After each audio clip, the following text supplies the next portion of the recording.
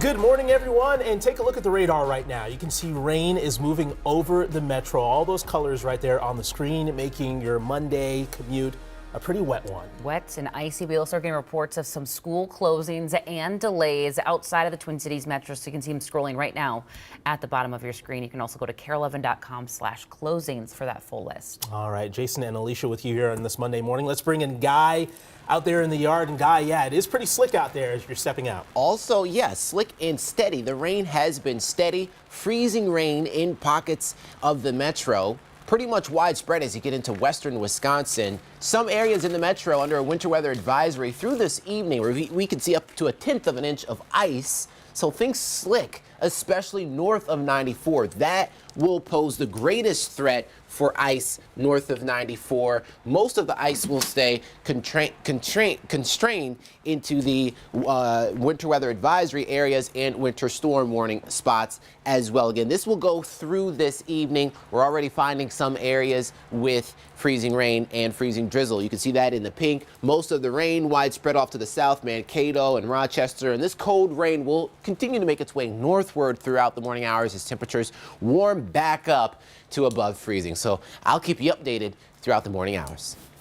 Guy, thank you. Unfortunately, we are dealing with icy conditions. This is 394 right now at France Avenue, not far from Highway 100. A few vehicles involved in a crash here.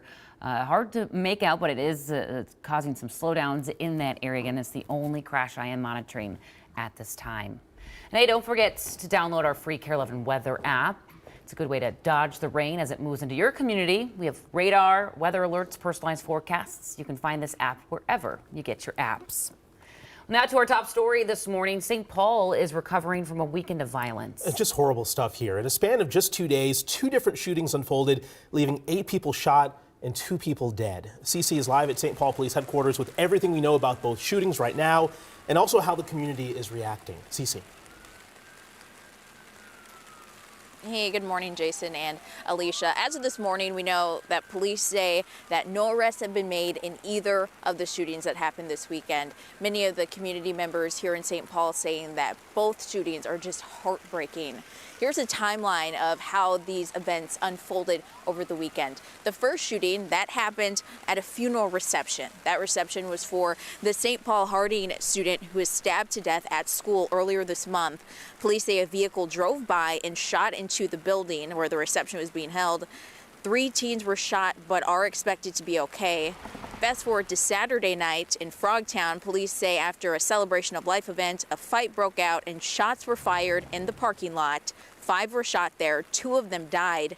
Of the injured, 1 is in critical condition right now, 1 is stable, and a 3rd has non-life-threatening injuries.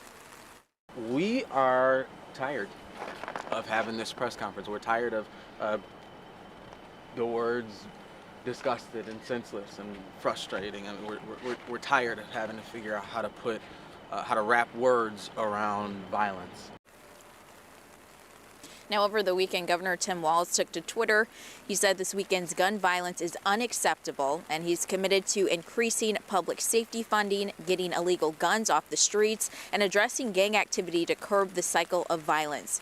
Now, of course, this weekend has been tough on the entire St. Paul community. Coming up in about 30 minutes, we're going to hear from community members about how they're feeling about the violence. Back over to you. All right, CC Gaines reporting live for us in St. Paul. Thanks for that report.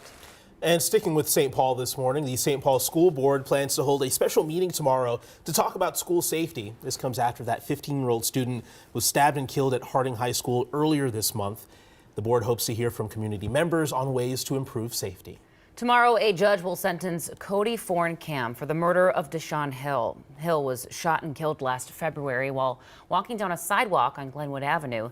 That's when he and Forencamp accidentally brushed shoulders. Investigators say Forencamp then pulled a handgun and fired 3 or 4 shots at Hill. Last month, a jury found Forencamp guilty of second-degree murder. And we're waiting to learn more this morning about the death of a wanted fugitive who's been on the run for more than a week. The BCA says Ralph Atman's body was found on Boom Island Park over the weekend. Earlier this month, a jury convicted Atman for the 2021 murder of a Wyndham man. Authorities say Atman didn't show up to court, and they'd been looking for him since. He was out of jail on bond. The Hennepin County medical examiner hasn't released a cause of death just yet. This morning, Minneapolis public school students and staff will be back on campus after issues with internet and phone services. During last week's storm, the district was dealing with problems that crippled its computer systems. District leaders will not say if they were hacked, but they do not believe anyone's personal information was compromised here. Dozens of people, including residents, a couple city council members, educators, and environmentalists, gathered over the weekend at the Minneapolis Federation of Teachers for a panel on the demolition of the East Phillips Roof Depot. They were passionate about their unwillingness to back down despite the city council's most recent vote. The first action, we lost 6-6, so it was a vote of 6 ayes, 6 noes. We came short and weren't able to stop the demolition. And then the second vote was also 6-6 to stop the project. So that demolition was supposed to start tomorrow, but Friday, a Hennepin County judge granted a motion for a temporary injunction pending appeal, meaning for now the city can't move forward with that demolition for at least 2 weeks. The area surrounding the Roof Depot warehouse is a former Superfund site. Activists are concerned the demolition could stir up arsenic in the soil. The city says the experts say the process will be safe. We have a couple more days to park for free at 5 lots in Minneapolis while crews work to remove snow from city streets. The lots opened up ahead of last week's storm. They're located at Vineland Place, Salvation Army, Basilica, Lynn Lake, and the Farmers Market. That's 1,600 spaces in total. The city says these spots will remain free through tomorrow.